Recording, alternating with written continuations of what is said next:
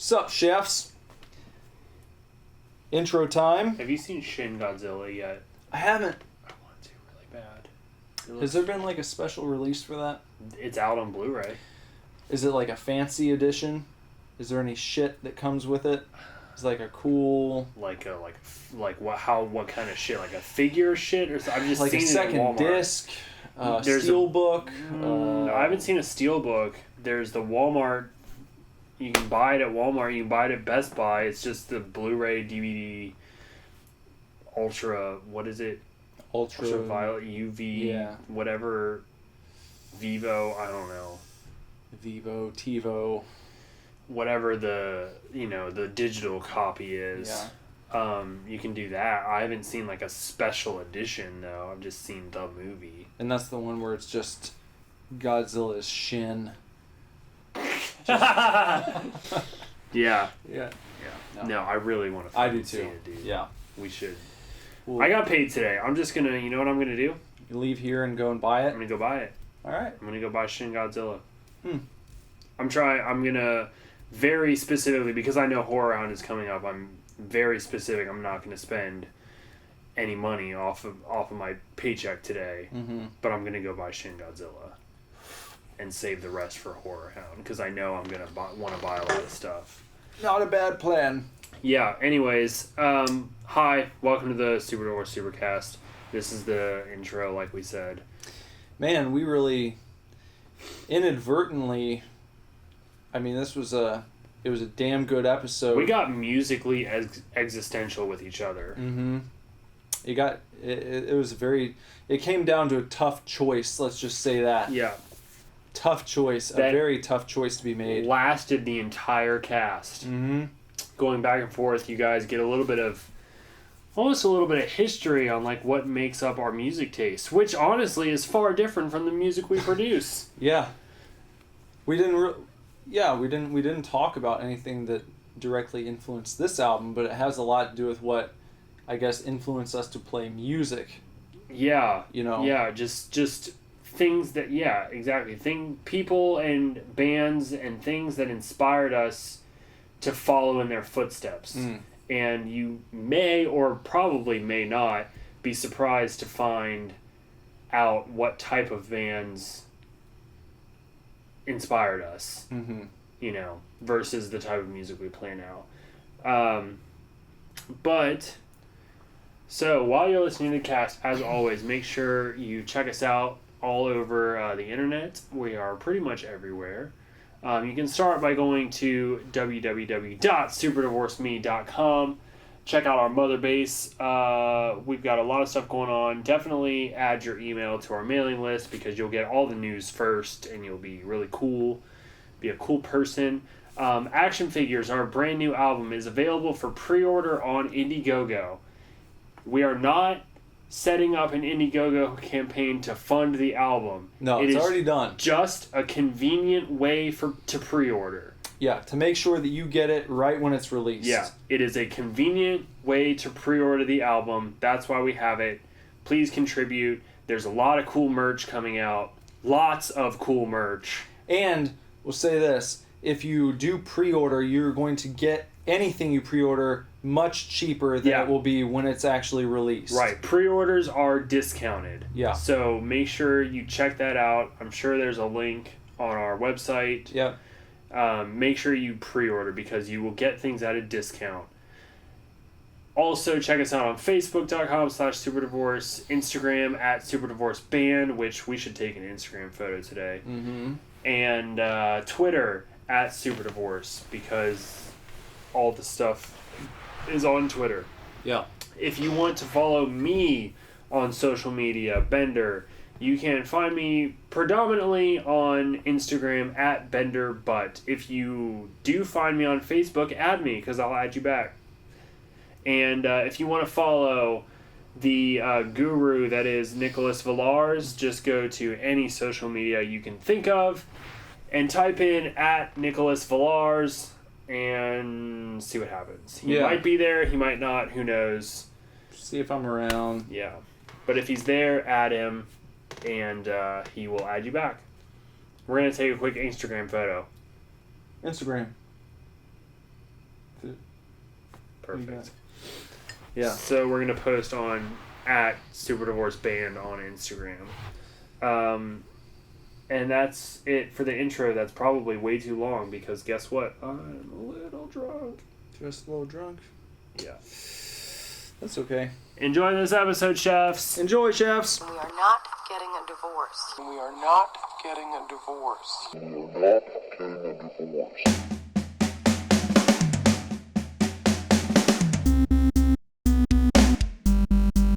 Hey man, welcome to the Super Divorce Supercast. This is Nicholas along with Bender.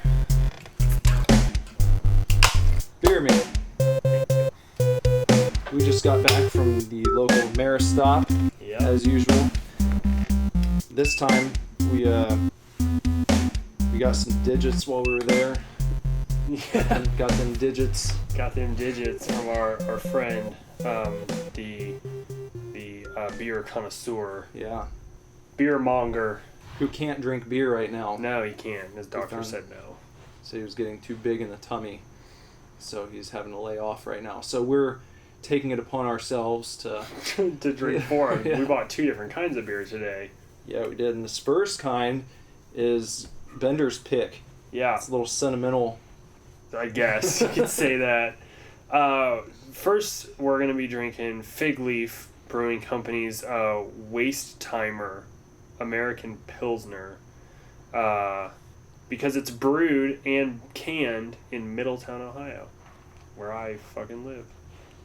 So I commented earlier that it's probably laced with meth. So at least it'll be fun to drink. At least it'll be fun to drink. This can is interesting because it looks like it's the can itself is printed upon, but it's Yeah. not.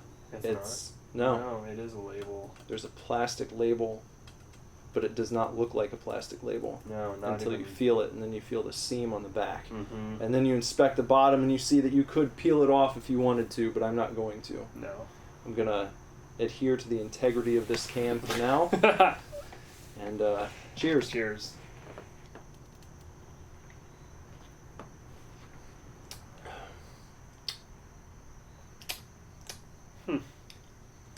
That's like borderline IPA. It is. Yeah. When I read Pilsner, I was thinking more like a blonde, you know? Mm-hmm.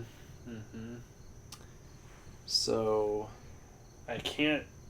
The flavor isn't bad when you first drink it. It's kind of robust. mm-hmm. And it's, it's enjoyable. But the thing that I hate about the IPAs is that disgusting bitter aftertaste it leaves. And you definitely get that with this.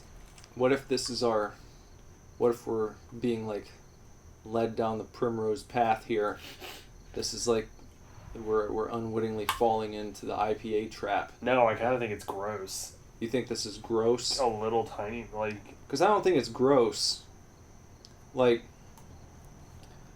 I love Sam Adams' Boston Lager. I think that's a little heavier and a little darker than this. Yeah. But a lot of people, when I first started drinking Sam, would complain to me that it was too bitter. And I would always tell them that they had unrefined palates, Yeah. which Well- is what IPA drinkers might say to us. Yeah, well, I don't particularly care for Boston Lager, though, Okay. to be honest with you. I like the Sam Adams Oktoberfest, but... That's quite a bit more malty. Yeah, but the Sam Adams Boston Lager is not a go-to beer for me. So, you might be slowly being tricked into drinking IPAs, but I am still kind of like, alright, I'll drink this can and I'll probably have another, but really, this is not a beer I would buy again. Maybe that's how it happens, though. Is people, they drink it because they feel like they bought it and they need to finish it. Yeah, because you bought it. You And then- spent money on it. Then, like, a few days later, you start thinking back on it and you're like, maybe that wasn't as bad as I thought. Yeah, well, ask me next week how I feel about Fig Leaf Waste Timer. Middletown Brewing Company. Could just be bitter because of the meth. That could be. See how you feel here in a few minutes. Yeah, And maybe if we start hallucinating, we'll know what's up. do you hallucinate on meth? Do you? I don't know. My only experience think with it's- meth is train spotting.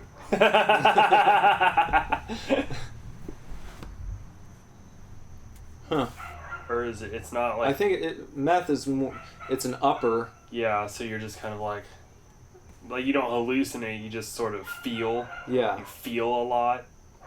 I don't know. Maybe if you take enough meth, you might start having some sort of hallucinations. But I think it's not a psychedelic. Right. So it's an amphetamine. So Well, I'll never know. so it's getting you going. Yeah.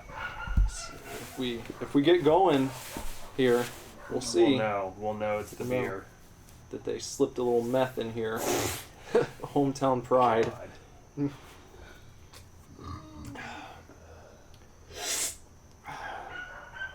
I was thinking about putting an office in Middletown. There are Really? some business incentives to do so. Are there? Mm-hmm. They're trying to build back up. Yeah. And they're trying to attract businesses so you can get some good office space for fairly cheap. And there's like an arts building downtown in Middletown. Do you know what I'm talking about? The Pendleton? Mhm. My mom has shown there. Oh, okay. A lot. Like Yeah. a number of times she's shown there. Well, you can get an office there, and they do like one day a week. They do like an arts showcase or like a store of some sort, where anyone who has an office space there, if they're selling anything, they can just come in and set up a table, and people can come in and buy stuff. So I was thinking about for the label, possibly doing that, and you know, Yeah. it could be a I mean, you could start by selling, our own stuff as Yeah. well as label related things because it's, we're on our own label. yeah. But eventually, were we to sign other bands, Mm-hmm. you could peddle other bands' stuff Yeah. every week, Mhm. at this thing. That would be really cool. Yeah. I would love to see you with an office down there. You gotta weigh the options Right, because like, it's is it really gonna... yeah. But I do like the idea of getting to the point. I mean, at some point, I'm gonna move out of my office into an actual place. So I kind of like the idea of cruising over to the 2-suite office and conducting the business for the day, and then Depending on, like, all the that. type of office, we could podcast there. Yeah. I mean, it could be Mhm. our business space. yeah, When we do things relating to the band, we do Mhm. them at the office. well, that'd be cool too, because this is an interesting way to spring this news upon everyone, because we haven't really I guess we haven't about really it. talked. Yeah, we haven't really said what well, the deal is here. Yeah. Well, I actually officially formed an LLC earlier this year, and we are releasing our Action Figures album on 2-Suite Records. That's not something that we're just throwing on the back of the CD. I mean, No, that's that's an official business. you can look on the Ohio Secretary of State's website, and you will find all of the LLC information there. So it's for real. Don't go taking the name thinking that you can just do that, because it's You mine can't- now. Yeah, it's Nick's. It belongs to Nick. Legally. So yeah, we will be releasing the album on a real record label, and we're signed. So Yeah, that's right from the get-go. yeah. There is no trying to woo any outside people here. We bet on ourselves Yeah, in this around here, around these parts. yeah. And also, and if you haven't already picked up, what we're talking about is that in the future, we may, Nick, because this is really kind of Nick's thing, I'm still, once again, just sort of a part of, a helping hand Yeah. almost. I mean, I'm very involved, but If you would like a job, I would like. I would like to find something you could specialize in. well, I was That would be thinking nice. about like, I was thinking very officially just the other day, and I was like, if things work out, like I want to buy into Too Sweet Records and become like part owner. Mm-hmm. That's a goal, like because I know that I am your partner Yeah. in Super Divorce, and we are very much. And you told me about Too Sweet before. When you were like, hey, I'm gonna do this, Yeah. and it was like cool. But it's still all registered your way, Yeah. and even with having Super Divorce signed, there's going to be a contract for me relating to Too Sweet Records, Right. Which I'll be signing too. Which you'll also be signing, but you still like own the company as well as you're signing your own contract, whereas I am almost like the incoming band being signed by the record label in a sense. We're very much partners, but because of that, and just from a legality standpoint, I was thinking the other day that I would at one point in time, at some point in time, I think it'd be really cool to like buy into Too Sweet and become a shared owner of it, really kind of help to build an empire out of it. I would like to build an empire. Yeah. I would like to become the most profitable independent record label in the world. I have that written down, goddammit. Goals. Yeah. So, actually, this is good. These dogs, man. I know, you man. You can probably hear this. I'm going to close my window, and that sucks because it's really nice outside. It is so nice. What? I don't get this. Like, you leave your dogs barking outside for a few minutes. Yeah. But like that, I know. I would be like, Warrior, inside. Yeah. No, we're not. As soon as Courage starts barking outside, I'm just like, get your ass in here. Yeah. You can't do that. It sucks. Yeah. It's the worst. The absolute worst. So, anywho, but I'm not going to call the police. No, we're not those people. I've only called the police on my neighbor one time, but he left his dog outside barking for like an hour and a half, starting at like 3 a.m. Yeah. And it was when Jess was pregnant, and that's not something you want to do. No. And not only her, but this next door neighbor. I mean, his dog. He has this big shepherd, and those things have just like this bellowing bark / howl that they do, and it's like non-stop. Yeah. And at a point, you're sitting there like, are you serious? Right. Like, you're really letting this happen right now. Yeah. And it's almost interesting to see how long it's going to go on, because that became a thought at a point. I'm just laying in bed, continuing to check my phone to see what time it is. Okay, yeah, it's been going for 40 minutes. Surely he's going to take him inside in the next 5. Right. No. It's like, all right, well, I'm just going to call the police, and that's what I did. So anyhow, I was going to get to, I had asked you and then decided to save this conversation because I thought it would be interesting to talk about. Yeah. Do you have a guess as to what the best-selling independent record of all time is? I have this inclination to go to punk rock music. Okay. Yep. I'll Because give you that. I know a lot of punk bands released on indie labels or their own labels, because that's where you got the inspiration to make your own label, was these punk bands. Yeah. I have zero clue which punk bands released independently and which released on major labels. Or even whatever. I guess there is only major and independent. I have this feeling for some reason that like the Runaways have a really strong, I don't know, because I'll give you a time period here. it's not gonna help. 90s. Nirvana. Mm-mm.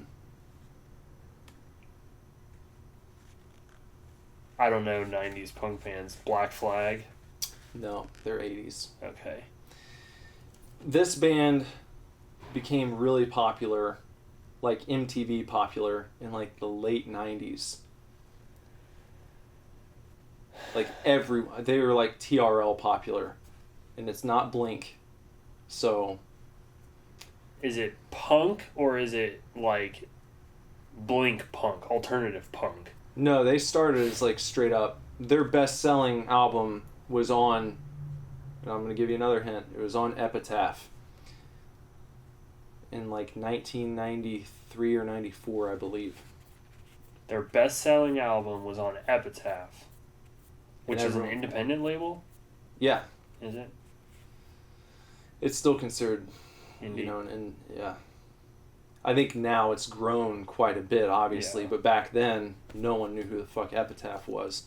They had a bunch of smaller, you know, punk It's not bands. AFI.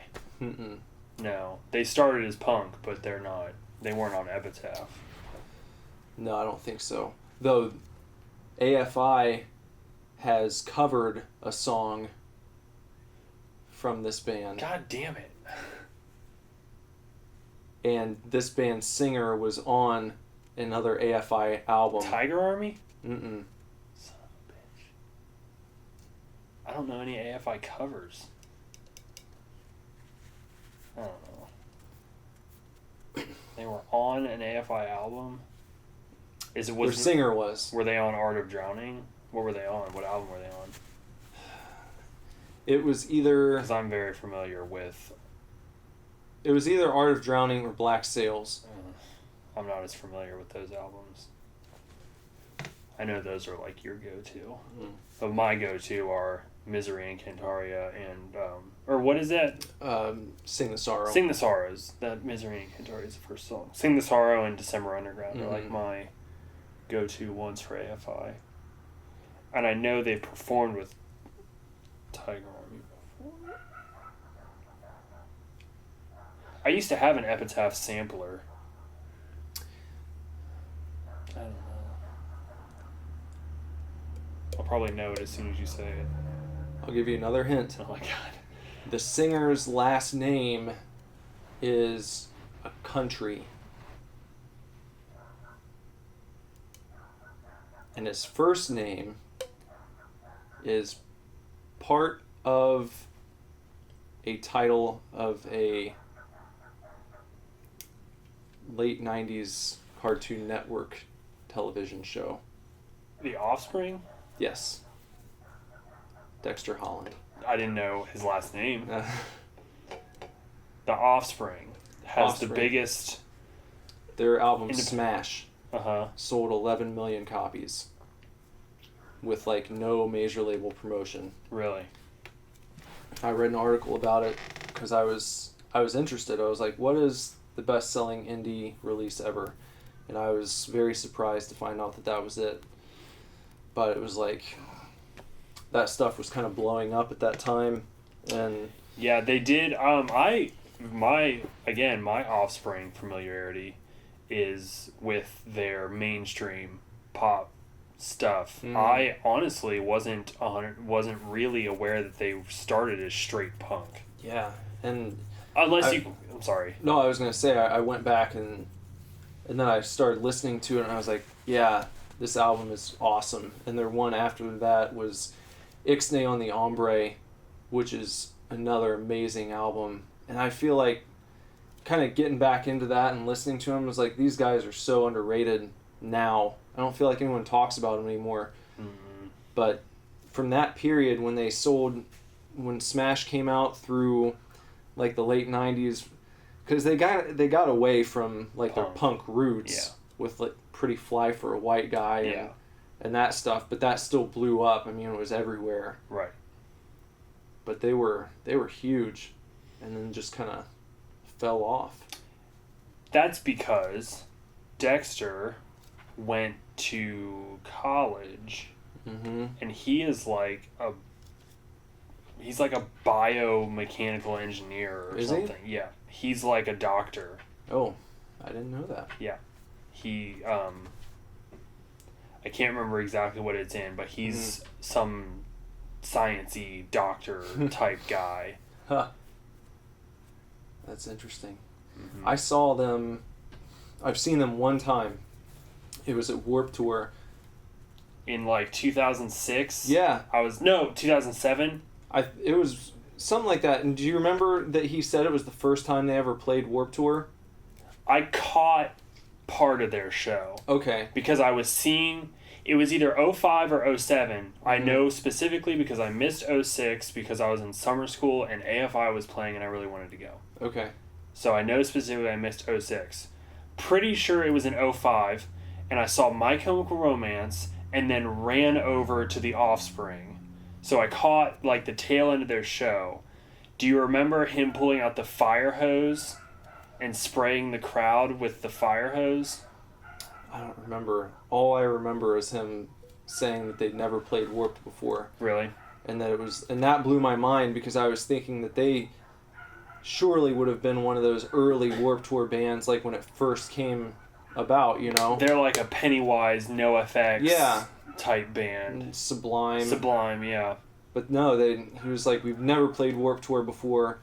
But I mean, the place was packed for their show. It was like a sea of people waiting to see them. And he was like, I can't believe we've never played Warped Tour before, but I'm glad that we came out, you know. Which is pretty cool. Yeah. I can't even remember hearing their music. But I know I saw him, and I know that he sprayed the crowd with a fire hose because it was hot that day. Yeah. And they did something at some point to Cincinnati Warped Tour, or people just fell off. I don't know what the deal was, but those first couple years that I went, 05, 07, maybe even into like 08, that stage that Offspring was on was in the parking lot. Yeah. It was sectioned off in the parking lot, and there was so much room that it was just, there were so many people. And I saw Offspring on that stage. I think I saw The Used on that stage. Oh, I've seen The Used at Warped Tour, but it wasn't early. It was like later. Okay. It was only a couple years ago, and they played the main Riverbend stage. Okay. So like I didn't see them when they were in the outskirts of Warped Tour. I feel like playing the main stage is almost like bad. It is. Warped, because it doesn't feel the same. No. You've got the seats in there, and it just doesn't have the same atmosphere. I don't like it. Yeah. I don't like it. And they split the stage in half. And they have band, then band. Yeah. And I get it, they're trying to fit everybody in, but like it just takes away. I remember seeing From First to Last played on that stage. Yeah, I think I saw them. I don't know if you remember Bleed the Dream. Did you ever listen to them? No, but I remember the band Bled. The Bled, they were sweet. Bled. Yeah. Yeah. I had one of their albums. I think it was called Pass the Flask. That was, they were Were they cool. a Southern rock? I don't know No, if I they ever were listened to more them. just Metal. beat your ass, hardcore type of stuff. Just high energy. A little bit like the Blood Brothers. Okay. Kind of that type of like really high energy, just screaming the whole time, and more of like noise the high metal pitch. kind of. God, I love the Blood Brothers. That's what was the one album? I had one album from them with like the black coming down. Young Machetes. Yeah. Oh my God, that album is so good. Fire. Yes. Yeah. Oh my God. That just takes me back to 2006. Oh my so hard. I remember discovering the Blood Brothers on my own, and by the time I found them, they had broken up already. And I was just like, ugh! Because I discovered them during, like, when I got really into MCR and The Used and AFI, and they were just like, I still love MCR more as a band, but the Blood Brothers were like that next level, like where MCR and The Used fell into kind of that punk screamo. the Blood Brothers went into the metal screamo side of it, and just Johnny Whitney's voice is just so insane. Oh, I saw something that would have pissed you off the other day. God. It was one of those, like or heart Okay. to choose which one you like more, and it was like, who's the best emo band of all time, and it was MCR versus Panic at the Disco, and Panic just like crushed MCR on this post. It was like 200, it was like 250 something to like 70, and I was like, really? Everybody like, thinks Panic is like so emo. Yeah. And they're not. They fit into that category. Yeah. I think they fit in there because they started so theatrical and like weird. Mm-hmm. And they like toured with Fall Out Boy, and they were friends with Fall Out Boy and everything, and for some reason I'll agree that Fall Out Boy sort of ushered in the emo, just in a way. Of that particular wave, if you will. Yes, of emo. yes. That particular wave was ushered in large part by Fall Out Boy. They were the biggest band on MySpace, and then it was just kind of like, all these other bands followed in their wake. Mm-hmm. I think MCR and The Used are part of that wake. Yeah. But along with many other bands, they split off into a much darker area. Well, I got into The Used, and then I got their Maybe Memories DVD set. Oh, yeah. And I remember watching that, their documentary, and Bert was wearing a My Chemical Romance shirt in their interviews, and I'd never heard them before, but I always saw him, and I watched that DVD like a million times. Yeah. And then one day I was like, I'm going to have to check them out sometime, because if Bert likes them, they're Right. probably cool. Right. And then they had 3 Cheers at the listening station at Hot Topic, and I just put on the headphones, because you'd do that back then. Oh my God, I missed that. And you just put them on, go through the numbers, and see what each one... And like 10 seconds into Helena, I was like, yeah. Yeah. Like, it was one of those things where I was listening and I just like got chills, and I was like, I'm buying this right now. Yep. And like that's how I heard of them. But I listened to The Used and MCR before I ever listened to anything from Fall Out Boy. And it's strange because my sister, who's 4 years younger than me, she was in like 9th grade.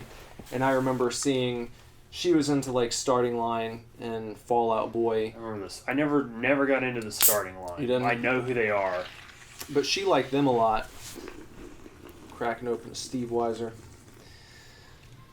But she was into them, and I never really bothered to check them out, but I remember seeing in her room, like on her dresser, like whatever the Fall Out Boy CD was, where it's like blue and black, and I think they're like sitting Take against... This to Your Grave. Yeah. It's a good album. And she had that, like, probably a couple years before I ever listened to them. I mean, that was before Grand Theft Autumn and... That was Grand Theft Autumn. Was that Grand Theft Autumn? That was Grand Theft Autumn and Saturday. What was their first big one? Sugar We're Going Down. That was it, yeah. Was on From Under the Cork Tree. Yeah. Which was their technically 3rd album. That was their 3rd, okay. Yeah. So I never listened to them until that song became huge. Yeah. But I feel like everyone... Same by the way. Yeah? Me too. I first heard Fall Out Boy, Sugar We're Going Down, on a youth leaders canoeing trip. We went camping and canoeing, and the whole fucking way there, we listened to Fall Out Boy, like, over and over and over. Yeah, that's when I first heard them. Yeah. Back in the old days. Man, I'm not even sure if I can tell you what the first MCR song I heard was. Yeah. It was probably I'm Not Okay. Mm-hmm. But I definitely remember just like... It's almost like I remember always liking them. Mm-hmm. I just heard them at some point. Yeah. And it was just like, alright, I'm done. like this band, you know. They were just so good. My friend Aria, Cody's girlfriend, posted a thing the other day that was like, if one of these emo albums, if only one of these emo albums could survive, like which one would you pick? And first of all, MCR's 3 Cheers was the only emo album listed, but it was 3 Cheers, A Fever You Can't Sweat Out, Panic the Disco's first, From Under the Cork Tree, Blink-182 with All the Small Things, the one that had the smiley face. Enema of the State? No, not Enema of the State. That was what had All the Small Things. Oh. And not Take Off Your Pants and Jacket. Their self-titled was the one with the... Yeah, that one probably. Yeah, it was just Blink-182. Was Feeling This on there? Yeah. Feeling This, that album. What else was there? Were 2 more. Son of a bitch. Where's my phone? It's probably charged enough.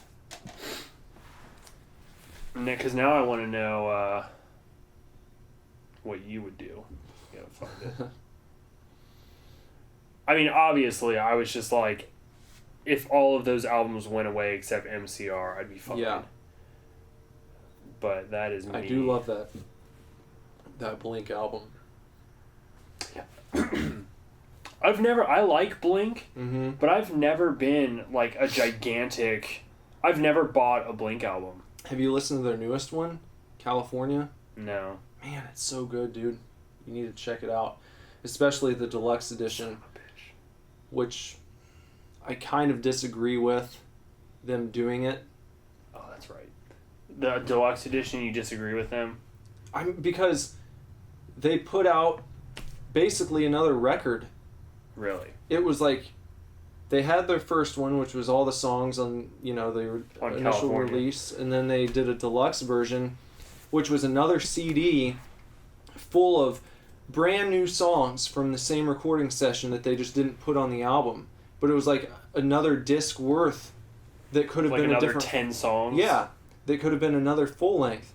And I was like, okay, that's awesome, but why didn't you just make a new album and put this out by itself? Or if you were really going to be like that, you could have just done a California Part 2 and done a whole nother release for it. I know. I don't like the idea of calling it the deluxe edition, because I know it doesn't, like, it shouldn't demean the songs, but it seems to bring the new ones down, because it's like, here are the ones that didn't make the cut, but a lot of them are just as good. So that's exactly what I was going to say, is that doing that devalues the deluxe, the new songs, because you're putting all of these new songs on a disc 2. Yeah. And it's like, if they really are that good, if they're as good as some of the stuff on disc 1, you should have just made a new album. Yeah. Or done a 2-disc album. In the first place. Yeah. A 24-song album from the get-go. Yeah. Instead of releasing and then being like, oh, hey, guess what? There's a deluxe edition with some unreleased tracks on it. Yeah.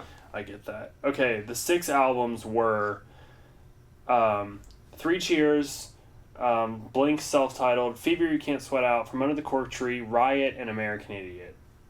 Which, again, not emo albums. I guess it doesn't specify emo. It says if only one of these albums ever existed, which would you choose? Okay.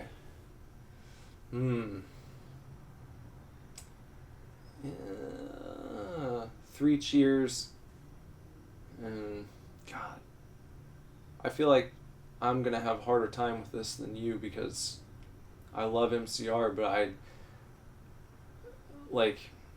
okay, 3 Cheers. Riot, I never owned that album, so I can take that one off. I know the singles and I liked them, but I do love Paramore. Yeah, I have do Riot too. on vinyl. I think it's a really solid album, but I think they've done better. Their new album so far is my album of the year for 2017. Still, hands down. Yeah. It's really good. If I don't count ours. Well, that's true, but also you still gotta listen to Brand New. Yeah, I do. Yeah, the Fall Out Boy, I listened to that, but no, I wouldn't choose that one. MCR, that's a contender. American Idiot, I have a special place in my heart for. Oh, same. Because I listened to that a lot. Same. And I love it. I still do. Same. I know it's not... No, it's fine. For whatever reason, it's become like not cool to like Green Day over the years, but I don't really care because people just went and saw them the other night. Like they played Riverbend last Sunday. Yeah. On the Revolution Radio Tour, and I saw a bunch of people went and saw them, and I was just like, you guys. Yeah. First of all, I saw Green Day on the American Idiot Tour. Yeah. And that's honestly, I was talking to my mom, and that's part of the reason that I wasn't really interested in seeing them now, because when I saw Green Day, they were on their American Idiot Tour, and I'm with you, like, I fucking jammed that album. Yeah. I mean, really, honestly, American Idiot is the reason I got into MCR. Like, I was into Creed, Yeah. and then I found Green Day, and I listened to Dookie, and I started listening to Dookie like months before American Idiot came out. And then American Idiot released, and I was just like mind blown. Yeah. You know, I love that album. And then that just led to, okay, I'm going to listen to more punk music, which led to MCR. So I saw Green Day on the American Idiot Tour, thanks to my parents. I had floor tickets with my best friend at the time, and they ended up having to reschedule the show twice, okay? It was at the Nutter Center, and they were supposed to come around, and somebody was sick, so they rescheduled, and we went, and they told everybody to go home, so we left. Then they rescheduled it for a day, and they were like, nope, sorry, we can't do that day either. So they rescheduled it a second time, and we showed up, and everybody's tickets were honored and all that jazz. And they had just like some local band open. That was it. And then it ended up being the last show of the American Idiot Tour. They just rescheduled it for the end. So it was the last show. So they came out, Green Day came out on stage. They played American Idiot, and then Billy Joe just goes, we're sorry that you guys had to wait so long to see us. We're going to play the entire American Idiot album front to back. And then they went into Jesus of Suburbia, played the whole fucking album without stopping, just like song. And then they did 3 fucking encores. And it's just like, that's awesome. I'm Yeah. never gonna see them in a better light Yeah. than when they played their entire album. That was their newest album, and then played literally every other song that was ever popular from Green Day. Yeah. You get those special performances, and it does kind of like just, yeah, it makes you not want to go and see them again in a way, you know? 'Cause Yeah, I'm very satisfied with my Yeah. Green Day experience, you know? Yeah. I mean, I feel a similar way about Weezer at this point, Yeah. because Jess and I went to see them at this, place that's smaller than Bogart's, like on the Harvard campus where Rivers went to school, and we were out in Boston, and I was able to get tickets through the fan club, and we went, and it was right when Everything Will Be Alright in the End came out, and they played that album front to back and did their encores, and it was just like, it was one of those experiences that like 99% of Weezer fans are never going to have. Yeah. And so then you're just like, you hear about them playing a festival or something, and it's like, I don't care. I like watching them, but how am I going to top that? It's just... I'm very excited that I got tickets to Kesha's Rainbow Tour, because I don't know if you've heard that album, but it's just like... It's so good. And she is the executive producer on it. Mm-hmm. She fucking wrote everything, you know, and it's so good. So I'm so happy that I ended up getting tickets to that tour. But I'm also just like, if I hadn't, I would have been upset. But I saw her at Bogart's for $25 on a very special Kesha and the Creepies tour. Yeah. Where she played all of her songs as if she was in a punk band. Like, now I'm so happy she's like back on top. Yeah. But fans are not going to get that grungy, Kesha experience again. And I'm so happy that I was there for that, But I'm also really excited for the Rainbow Tour because, seriously, like, you need to download that album. It's so fucking good. Well, I have to admit, if you must know what I'm most excited about in the pop world, Yeah. it is that it's probably been released now, but Taylor Swift was releasing a new single today Really? from her upcoming album. And 1989 is like one of my favorite pop albums of all time. So, I jammed 1989 a lot. I've been waiting for a new one from her. Yeah. I never really got into her early stuff, to be honest with but you. now it's good. Yeah.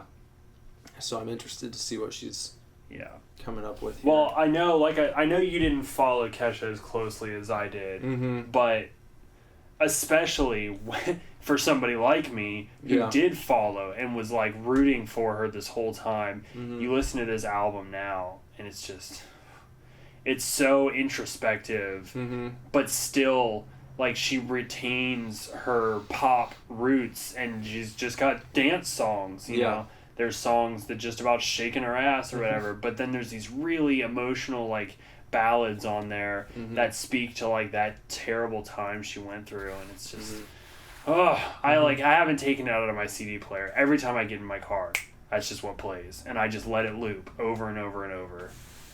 It's so good. That's how it's been with Paramore.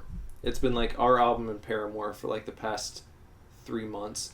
And I listened to ours before a I lot had too. ours, it was just Paramore. Yeah. By the time it came out, it's like I've been kind of stuck on that stuff for a while.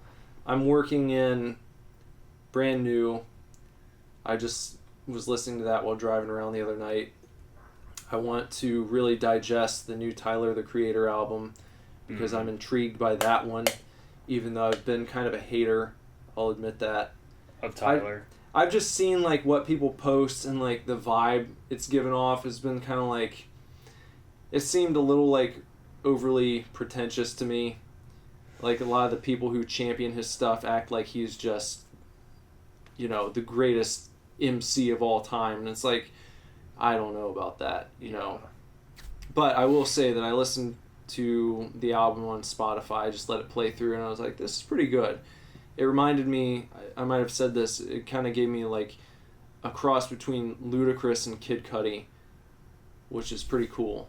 Because Kid Cudi's Man on the Moon album is awesome. I don't know if you've listened to that one before. Not all the way through. I think I only know, doesn't he have Day and Night or whatever? Yeah, honestly, I think that's the only song I've heard from Kid Cudi. It's really good. But so that one and the new Taylor Swift is probably going to be really good. And this is totally out of left field. But I've heard people talk about that song, Despacito. Yeah, with Justin Bieber. Not the Bieber version. I listened to the Bieber version, and then I listened to the original, and I was like, the original blows Bieber's out of the water. Well, it's still some guy featuring Justin Bieber. It's not a Justin Bieber song. No, but Bieber's on the remix. Yeah. It's not his. He wasn't on the original. Okay. So it was because the original is just like straight Espanol the whole time. Yeah. And I think it was. I read about it a while back, and they said it was like the first, or it was the best selling, highest charting Spanish single of all time, or something like that. Makes sense. Yeah. And I heard this for a while now, but I had just like not listened to it until like 2 days ago. For some reason, I decided to check it out. I think it's because my friend Chris said that we should cover it, and I was like, all right, let me see what's going on here. Yeah. And I was like, damn, I think that is a very well written, well structured pop song. It's very catchy. And like I said, I actually don't like it that much. Really? Not even the original? I haven't heard the original, so I can't speak to that. All right, here's what we'll do. right. Before the outro, we'll listen to the original, and Okay. then we'll comment on it in the outro. Because I know the Justin Bieber version very well. Okay. Well enough. Yeah. The Bieber version, and I'm not like super hating on him, but it just seems like his boyish voice, let's say, just kind of takes the energy to another place. Okay. And like the original has this, you think of like just like this very kind of fuck, man. I mean, it's just like the most interesting man in the world vibe. Yes, perfect. Yeah. Yeah. I couldn't have said anything better than that. Yeah, that's exactly it. And it's like you go from that in the original to like replacing the most interesting man in the world with Justin Bieber. Right. And it's like, I get that. Okay, yeah. So we'll see if you get it. I think you will, because you just summed it up. That was perfect. Okay. But now, real quick. Anyway, so let's go back to this. Back to this. You need to pick your one album that needs to exist. Panic is not going to be in the running. Me neither. So it's between MCR, Green Day, and Blink. See, again, for me, Blink is out. Because I just didn't... I like Blink. It's Blink 182, but I'm just not... I don't really care, you know? This album is another one. It's like all three of these that I'm looking at have very special significance for me, and I can imagine very particular times in my life when I look at each one. It's not like I just think of a general time. It's like each one I can go to a specific point on the timeline. Yeah. And it's like crystal clear. So they all represent very important points for me. Yeah. And so it's and in a way that's really, I feel like it's tough to judge music in a totally objective way. It's almost impossible because you it think means about something to you. you. That's part of what's tied to it. You know? Green, as I just said, Green Day for me takes me back to that concert. Mm-hmm. Every time I hear American Idiot, I go straight to that concert with my best friend, standing in the pit, just losing our minds. Yeah. And then, honestly, 3 Cheers takes me immediately back to the very first Warped Tour I ever went to. The very first band I ever saw at Warped Tour was MCR. Mm-hmm. They played at like 12:05. Yeah. And again, much like The Offspring, I almost can't even tell you what MCR sounded like that day. Yeah. All I remember is where they played. They played right inside the gate on the far side of Coney Island, like not the main entrance. It was the back entrance. So their stage cut off where the back entrance was, and there were people up the stairs on that balcony. Mm-hmm. And then everybody was packed the fuck in. Like, was that when he was wearing like the bulletproof Yes. vest? Yeah, I was there. I'm sure you were. I was like right up front. Yeah. Or a few rows back from the gate or whatever. And I just remember the band walking out, and Ray started playing Here Comes the Bride on guitar, and it was just like so gross and meaty and metal, and just like he just like fudged through it, and then fucking Gerard Way runs out in a bulletproof vest, and they go right into I'm Not Okay, and I was and the crowd just goes nuts, and my feet left the ground and didn't touch the ground for that whole song. You know what I mean? Mm-hmm. Like, that's where MCR takes me every time. I can't do that with Blink-182. Like, Blink doesn't take me to a specific place. Like, I understand that it does for you. Yeah. But, yeah. That's... And a cool thing about that show, or that set anyway, was it was still so early on that they mixed in a handful of songs from the first album, which I admittedly got into after I heard Three Cheers, but I was familiar with the whole thing, and I actually I prefer, that's my favorite album from MCR. Yeah, I know it is. I love it. I used to listen to that album over and over again when I was like living at my grandma's promoting March and Collapse on MySpace. I would put that album on and loop it, and that's what it makes me think of. And I was so excited when they played songs off of that day. And I feel like if you saw them now, it'd probably be kind of rare. They would only play... What was the... It's the...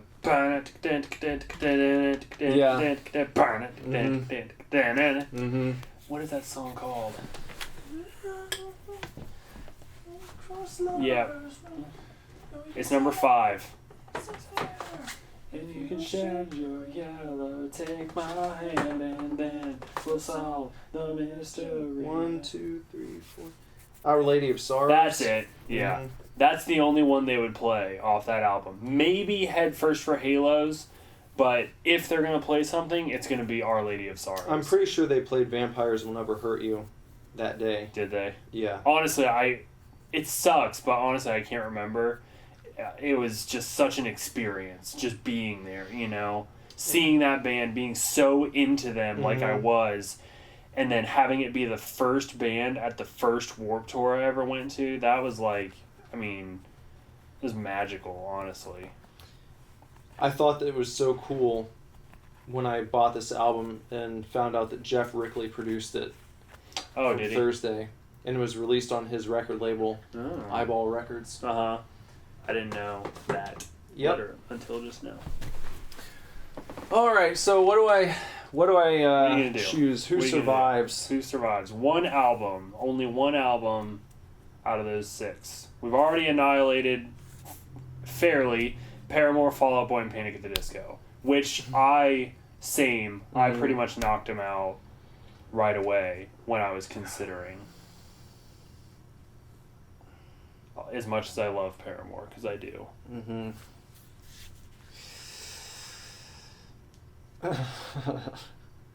Man, this is rough. You're having a much harder time than I did. But as an MCR super fan, yeah. know, I mean, it was just like, when I saw that, I was like, I fucking love American Idiot, but... Yeah. Well, I feel like this is like if you added Pinkerton in, then it would just be like... Pinkerton. No problem. Yeah. But with these, because I'm a fan, but I'm not the super... Well, let's just say I'm not as partisan on this issue as you are. Nothing wrong with that. Right. Of course. Yeah. I'm just trying to work this out. Because I remember, like I said, I bought the MCR album, and then I'm pretty sure I drove over to Jess's house. You know, we were just boyfriend and girlfriend at that point.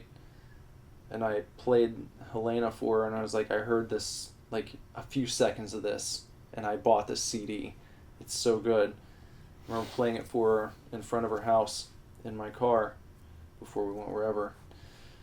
American Idiot makes me think about when I would visit her when she was in college at Lee University in Tennessee, and I would drive like 6 hours to see her, you know, every other weekend or whatever. And in particular, I remember listening to American Idiot on my CD Walkman when I was sitting in the bleachers watching her practice one day for her softball practice, and listening to that album. And if I have to erase Jesus of Suburbia from history, I mean, that's just... It is. It's such a good song.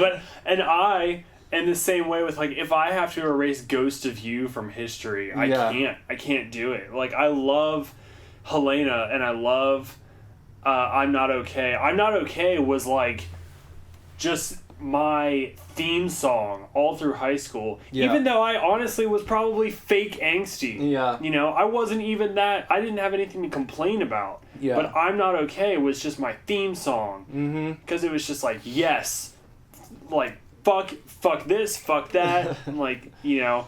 Yeah. But Ghost of You nowadays, for me, is just, like, almost the pinnacle of My Chemical Romance. If Black Parade was on there, it would even be less of a contest for all the other bands. I'd just be like, no, Black Parade, period, you know. But, yeah. I have very distinct memories of, like, walking around school, waiting to be picked up, and hanging out with my friend Claire, and my friend Mo, and my friend Megan, and just, like, because Fenwick was built in a fucking square. Yeah. It's, like, the dumbest building. But it's just, like, this huge square, and we would just, on my portable CD player Walkman, you know, we would just, like, walk that square lap after lap after lap, just with headphones in, just listening to MCR, listening to The Used, listening to AFI, you know, and just take turns playing songs and all that kind of stuff. And then the Black Parade takes me to just, like, going to buy it literally the day it came out. I remember exactly where I was when I heard the first track off of Black Parade, and I was living in a house in Monroe with my friend Brett, who's in the Loveless, and then two other guys who the four of us moved into this house in Middletown in, like, a brand new subdivision this house was for rent, and the house was probably like a house that the normal person would pay like $200,000 for. Like, it was a brand new house in this nice subdivision, and the four of us somehow convinced this dude to rent it out to us, and it was way nicer than anything. A few, like, I was 20, and I think Brett was like 18 or 19, and one of the dudes was like 17, and the other one was like 17, and it was just God. I don't know how we did it, but all we did was fucking throw parties there. It was like, that's my partying time in my life, lasted like one summer. Yeah. But it was like every single night almost, and it was this fucking place. And when I was like 21, 22, and I lived in my first apartment, that's when I partied myself out. Yeah. I lived in that apartment, and it was every single night we had at least 10 people come over. Yeah. And we just drank. That's how it was. I mean, and it got to the point where, like, me and Brett, we both worked at Speedway third shift, so we would get home at the same time, and we'd go and, like, play Counter-Strike together for an hour or something before we passed out in the morning, and then you know, our other two dudes who lived with us, one of them ended up moving out like right before school started because he was going to be a senior. Like, he was a junior in high school when we got this house in like June, and so he moved out before he was getting ready to go back for his senior year, and then it was like three of us, and then one dude stopped working, and it was like falling apart. You could see the pieces just like tumbling over, and like we were sitting there one day, and like there's a knock at the door, and people from whatever RTO or Rent to Own, I think that's what it is, they showed up and hauled our big screen TV away because this other dude had not been paying for it. It was like his that he leased. And then, you know, just one of those things where it can't last. Yeah. And it didn't. Yeah. So that's where I was living when I heard the first song off of Black Parade. I was down in our basement on my computer, and I remember it was they played it live on MTV. I think before they ever released like an official track, and Gerard had cut his hair off and dyed it blonde, and I was like, what is going on? I don't get it. I like it, you know. But it was so different. And I remember him saying we decided to make like the album a band would make after 5 albums. They did. We went ahead and did it now. They did. You know? God. And I remember very, very distinctly the day Black Parade came out. I was at school, and all day I knew it was coming out. I knew it. I fucking knew it. And then I had marching band practice at the end of the day, but there was like an hour or so between school ending and marching band practice starting. I don't know why, but I had all this downtime, and I was just like, I'm going to buy this album like on my break. And school let out, and I got in my car and I drove to the Middletown Mall when it still had an FYE, and I walked in there, and right there on the new releases rack there was the Black Parade, and some of the albums had a black slipcover, and some of the albums had a white slipcover, and I debated for so long which one do I want. It's the same fucking album. Yeah. You know, but I was like, do I want a black slipcover or a white slipcover? And I thought I was so fucking cool because I went with a white slipcover instead of a black one, like every other emo kid. Mm-hmm. And I drove back to school, sat in the main hallway right outside the cafeteria, put my headphones in, and just played it. And I had made a point not to hear any songs like leading up to the release. I knew there was a video out. I knew there was songs you could hear, and I was like, I'm not gonna listen. And I just like played it on my Walkman, and just died inside. And then, you know, the other thing about the Black Parade is I remember the first time I ever heard Cancer. Yeah.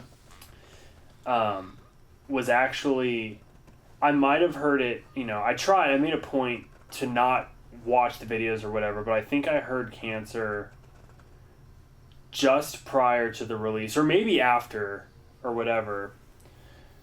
But there was a video where they performed it live, and you know that song is played on piano. Well, it was at a show, and it was a professionally taken video, so I don't know what they were doing, but Gerard and Ray played Cancer. He played Cancer on his guitar.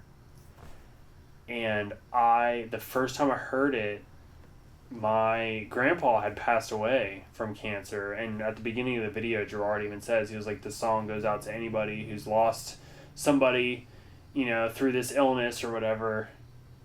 And I watched the video, and I just like cried.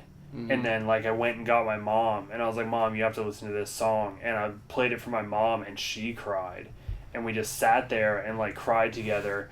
And it was just like, that's what MCR did to me, you know, and that's why they're my favorite band, because no other band in my entire life has ever made me fucking cry. Mm-hmm. But I did when I listened to My Chemical Romance.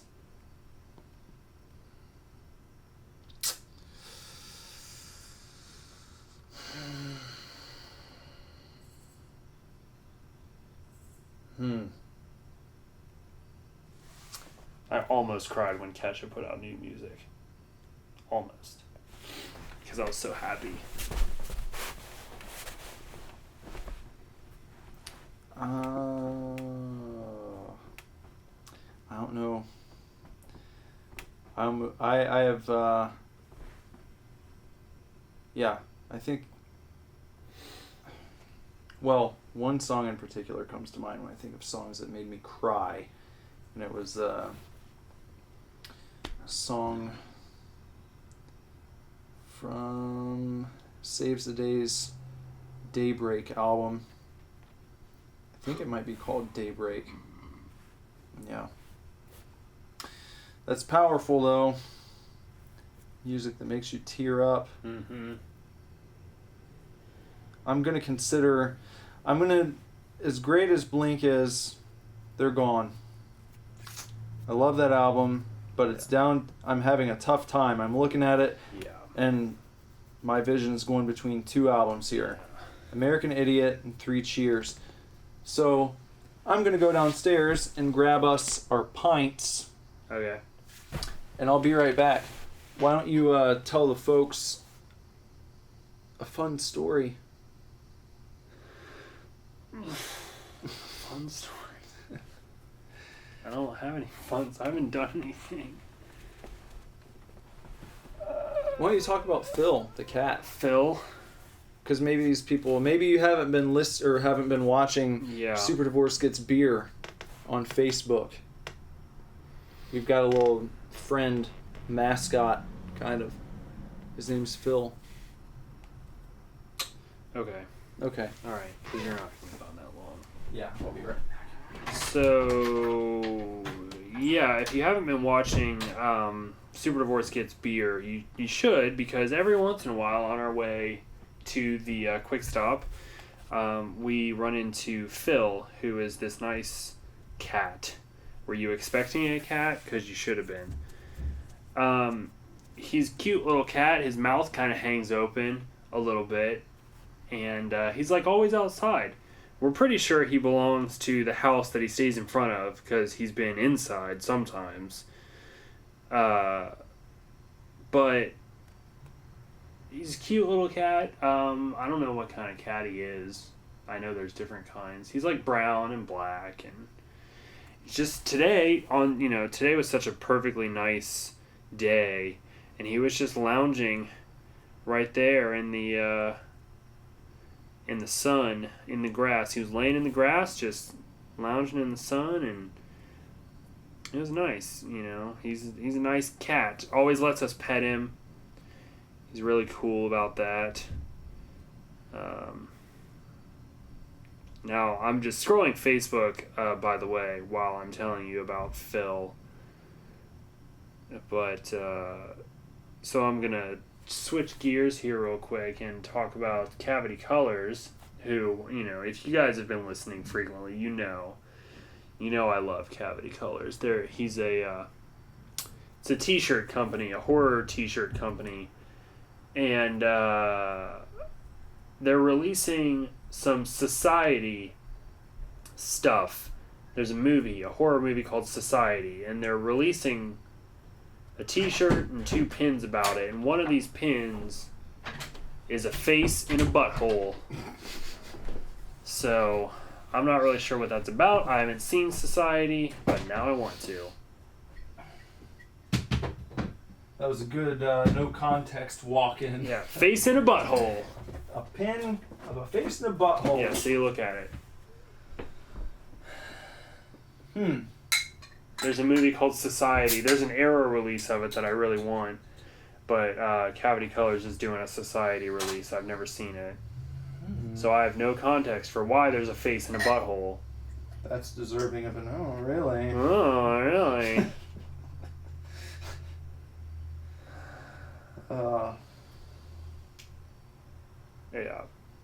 Yeah, so that's what's going on. It's funny how meaningful that video became, and you were not into it when we first watched it. No. Not really. Because I felt so bad for him. For Dan? Yeah. Felt so bad for Dan, but then we watched it 18,000 more times, and I was like, all right, Dan. You need to be famous, first of all. He does. Because there's no like ill will involved. No, none. It's just humorous. Yeah. He's just he's this guy. I don't know. I just walk.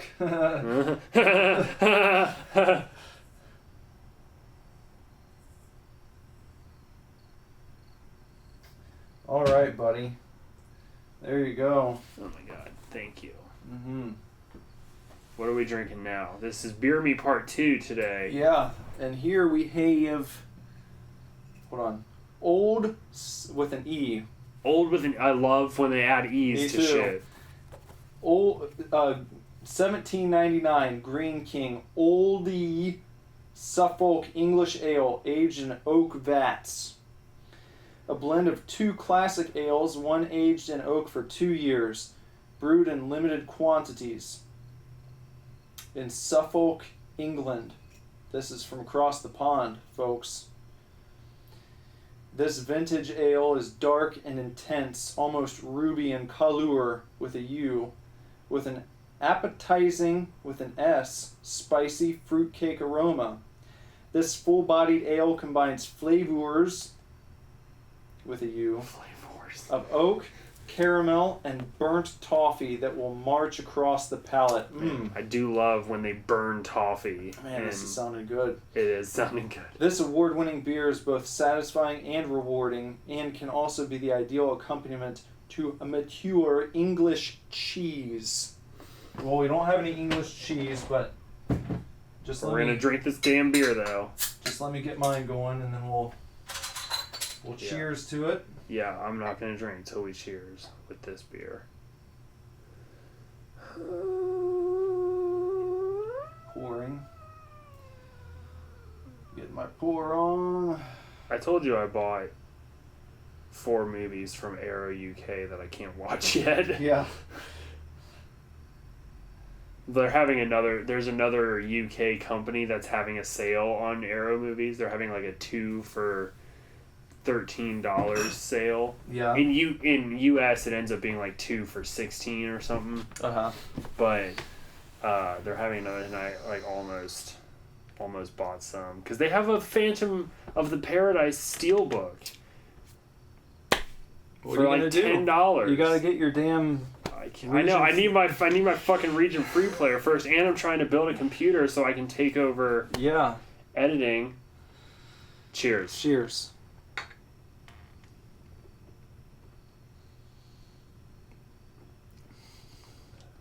That's more my speed. That's a good damn beer. Yeah. Right there. Holy shit.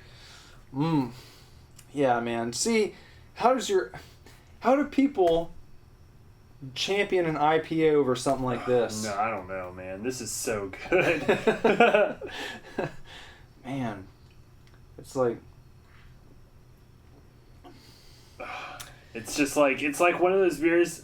Honestly, you drink it and you almost like when you're swallowing, you almost chew. Yeah. It's like hot chocolate. It's like, so good. This is so like, good. I could just totally imagine being in like a pub, you know. Mm-hmm. I even drinking this like at room temperature or something, it wouldn't be bad. Fine. It's just like it's fine. Hanging out with Simon Pegg. I'm even sitting here drinking it like a middle-aged white woman in a sweater, and it's still just like so awesome.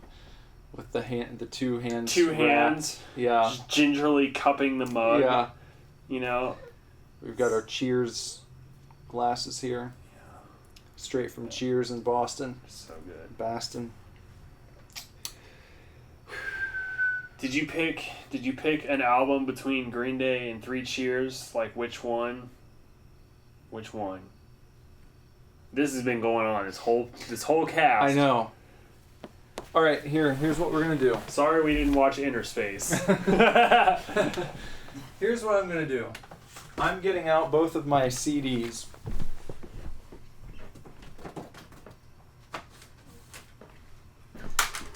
Now. So good.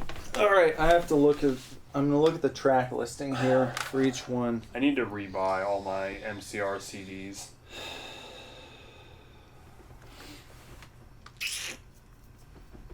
Or vinyls. Like, I tried to get them on vinyl.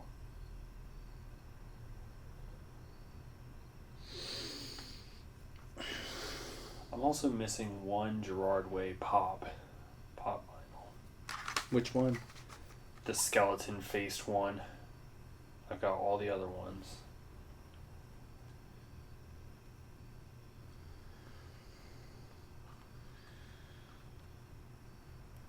I think the skeleton-faced one is a Hot Topic exclusive.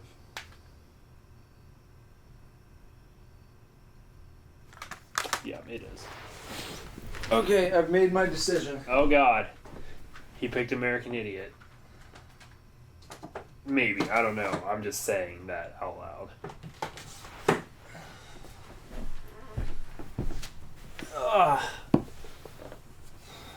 The votes are in.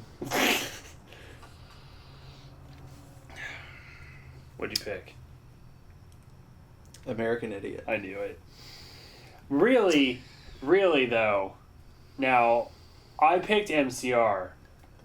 I've said it a million times already, but MCR is just my band. You know, they're my band. That's why I picked them. When you put those two albums side by side, I think track for track, American Idiot is solid every single track. There are some songs on Three Cheers that I don't identify with as much as I do with every song on Black Parade. Yeah. American Idiot, however, is just like fucking, it's a powerhouse album. It is. It is a buffet. Yeah. And I think that's why I had to go with it, is because I knew that's... As much as I love Three Cheers, it's just... I can't deny listening to American Idiot front to back. When you're a punk band and you put 2 9-minute songs on your album, it's amazing. Yeah. American Idiot is amazing. Like, I don't... You know, you said it way earlier. I don't know when it stopped being cool to like Green Day. I think it's because people got mad that so many songs of theirs got played out, but that's just like a testament to how good they are. Because people kept wanting to hear them. Yeah. You know, and like songs on American Idiot, like I know Wake Me Up When September Ends got played out, and American Idiot got played out, and Boulevard of Broken Dreams got played out. But then the same shit happened with like, and it's another, man, 21st Century Breakdown is so good too. I don't know if you listened to that one. I never liked it. You didn't? I thought gave it a shot, and I thought it was really good. I didn't care for it. Maybe I need to go back to it. I think you should. As a follow-up, for me, as a follow-up to American Idiot, I was just like very disappointed, honestly. Maybe if you borrow this and check out the artwork as you go along, and yeah, or you can rip it to your. What was the song that I knew? 21 Guns. Know Your Enemy was. Do you know your enemy? Yeah. Do you know your enemy? Do you know your enemy? Do you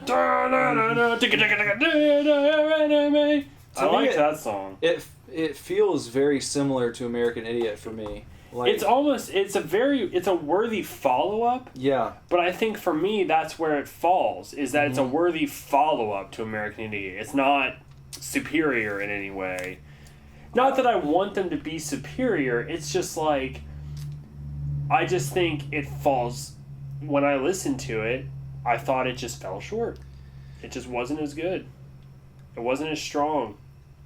I don't know. I don't know. That's a different debate, I guess. But I think that's why I didn't get into like what they followed that up with. Like Uno, Dos, and Tres. Yeah, is like it felt to me like they had started to craft this thing where their albums were very like narrative driven. Yeah. Almost like movies. You know, well, that's the whole concept album thing, but they did it in a way that felt a little bit different. And I think abandoning that for whatever the 3-part deal was, I just couldn't... I'll be honest with you, I haven't listened to any of the 3 of them all the way through, so they could be really good. It's just it didn't hook me the way that American Idiot and 21st Century Breakdown did. To be honest with you, I haven't heard a single song off Uno, Dos, and Tres. Not gonna lie, I haven't. Well, I get where you're coming from. They really, with American Idiot, they were like, we're gonna do a rock opera as a punk band. Yeah. And they fucking killed it. Yeah. They absolutely killed it. And then they were like, guess what? We're gonna do a 2-part rock opera. Or a 3-part rock opera with 21st Century Breakdown. And you're saying that they killed it. Mm-hmm. And then they were just like, guess what? We're going to do 3 EPs. Yeah. How about that? Mm-hmm. It's just like underwhelming. Yeah. You know? Not, we're going to do, you know, another rock opera, but this time we're going to release 2 albums 6 months apart from each other, you know, and we're going to continue the story of the 2 lovers, the Jesus of Suburbia and what's her name. Mm-hmm. I still remember, like, those were the characters, you Yeah. know? It's just... Like, they had a chance to create this universe. Mm-hmm. You Like know? Coheed with the Amory stuff. Yeah. And their everything about Coheed is a story. Except for their last album. Except for their last one. That was the first one where they broke away from that, and surprise, it's Not as good. the one album that people have kind of been wishy-washy. There are some really good songs on it, but I'll be honest with you, it bums me out to know that every other thing they've ever written is within this universe, and then it's just like, Nope. here's this one that sits apart from everything, and you know, it has a lot to do with him being a new father, and he writes about that and want it to be very pure. So it's like, I get it. Yeah, It makes sense, like but it's if you would have just said, here's how these stories fit into the Amory Wars, and done that type of artwork with it, you could have put it in there somehow without making people feel bummed out that you're like just very explicitly saying, no, these No. songs are not part of anything we've done before. right. And they're going to go back to it. So that's what makes it feel even stranger. It's like this sort of awkward... Like, we need to take a break from the Amory Wars. Yeah. And then we're going to go back to the Amory Wars. Yeah. Yeah, it's just... I don't know. So...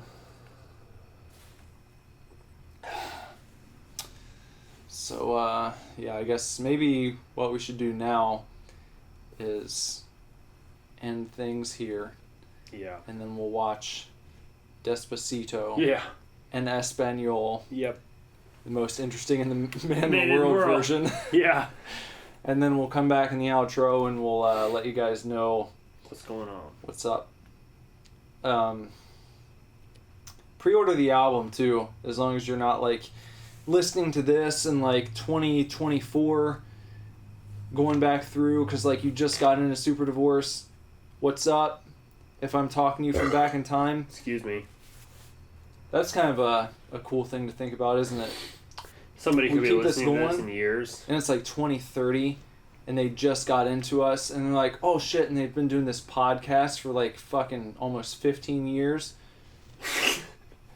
And like you can God, listen to every episode. What were they talking about before action figures came out? And they go back and they're listening right now, and it's 2030, man. You're listening in 2030 maybe, Fucking weird. and we're like, yo, what's up? We're just having our beer and we're getting ready to watch Despacito. So 2030 people who are joining us in the future, what's up? But for the people who are listening right now, pre-order action figures. And the people who are listening in 2030 are going to be like, shit, man, they're talking to like the 50 people who might have pre-ordered action figures before it sold 12 million copies and they broke Offspring's record. Yeah. So, cheers to you. Cheers to you. We'll see you in the outro.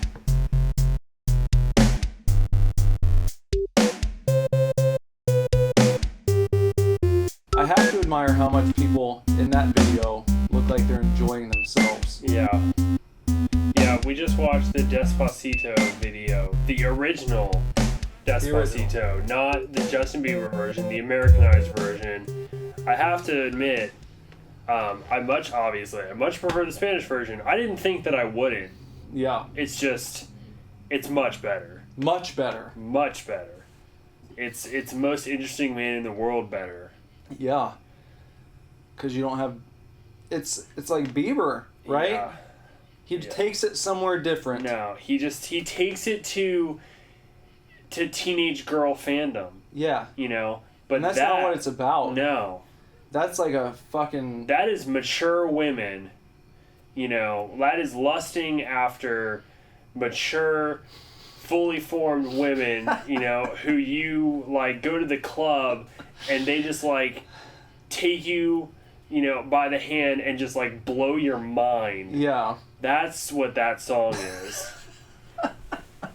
Justin Bieber, for as grown up as he is and how whatever, he couldn't handle. He couldn't handle anybody in that video. No. And to me, he still emulates like 13-year-old fans. Mm-hmm. You know. Yeah. But that is just like, you know, you're shooting for 28-year-olds. A 28-year-old seasoned Latino woman who's walking through the street of this town and everyone's stopping because it's like, oh shit. Yeah, here she comes. Yeah. You know. And it takes that dude in that video to even like have a chance. Yeah. Justin Bieber would have no chance. He'd be blown out of the water. It'd be over. Yeah. That's a good ass video. I mean, it's a good ass song. It makes you feel like some Latino pride, as I said. Yeah. You know? I feel this, I get that. I feel like I want to have Latino pride after listening to that song. Like, I want to be able to speak Spanish after listening to that song. And it's the same thing. I have the same feeling when I listen to Woman by Kesha. Mm-hmm. The whole song is about being a woman. Mm-hmm. And I listen to it, and I'm just like, fuck yes, women, yes, do it. Like, love it. It's amazing. You know, like, just like, feminist. Like,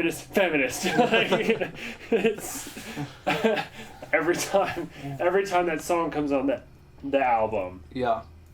I'm just like, yes, tell me, Kesha, tell me how much of a woman I am. But I get the same feeling from the original version of Despacito. So you have a little more respect for it now? I do. Yeah, because I didn't like it. I didn't like that song. But now I like that song. You just don't like the Bieber version. I don't like the Bieber version. The Biebs messes with it. He tainted it. Yeah, he did taint it. With his little... Taint. Yeah, with his fragile little teenage white boy taint. He's not a Latino man. No. And that's what it takes. That is a Latino song. I don't know what it's about. I don't know. I can't speak Spanish, but I don't care. You don't need to. That's why music is so universal. Yeah. Because you hear the difference and you're like, one fits and one does not. Yeah. One of these things is not like the other, and it's Justin Bieber. Yeah. He is not like the other. So, they got Bieber to come in to probably... They didn't need to. They didn't need to, though. It would have been a hit. I feel... Well, I told you earlier, it was like... I believe it's the highest charting Espanol-centric song of all time. I think putting Bieber on it, might have rocketed them up in the charts, because then other people are just like, oh, Justin Bieber's on it. Yeah, all Biebers. You know, but believers. They shouldn't have. They should have just, like, stuck to their guns, you know, because the Bieber version, they sing in American. Yeah, They sing in English. Yeah. And stop doing that. Like, this song and that video would have been retired at number 1 on TRL. Yeah. No questions asked. Yeah. No buttons about it. That is a TRL video. Yeah. Just like hot ass girls dancing hot ass dances on hot ass guys, you know, that are singing this song. Yeah. And like, that's, I mean, if Shakira can do it, which is the next video up, if Shakira can like chart out TRL, which I'm pretty sure she's done. I think so. I'm sure she has. If Shakira can do it, who does Despacito? I didn't even see the name. Hold on. Let's give them their due. Yeah, give them the due. Luis Fonsi. Featuring Daddy Yankee. They can fucking do it, man.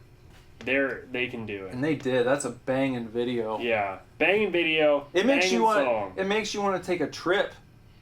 It makes me want to go the slums. there. I want to go to the slums. Yeah. And be like, yo, Despacito, right? As long and then you get stabbed. Yeah. Hey, yo, mommy, Despacito? Uh-huh, yeah. Hey, gringo. Yeah. You know, fuck you. That's exactly what it would be, because I'm that's terrible. the reaction I would expect. I'm a terrible person. For myself, because I'm not in that crowd. No. But if I could be, I would totally take advantage. to Luis Fonsi. Because everyone, if you could go to a club like that and everyone's singing along and they're banging on the fucking drums and the chicks dancing the way they're dancing and the dudes are just like, fuck yeah. Yeah. Probably drinking tequila and Into fucking... Yeah, man.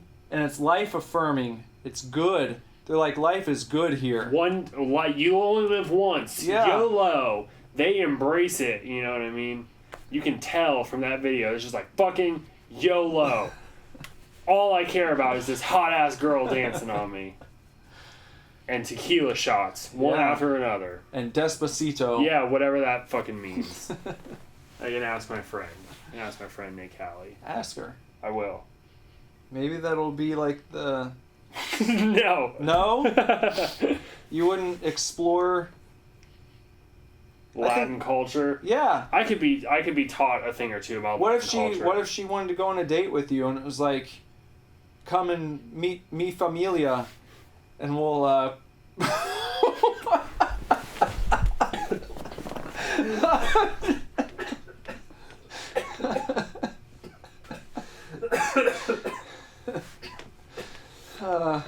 you know, it could be good. You know. Sure. You know, don't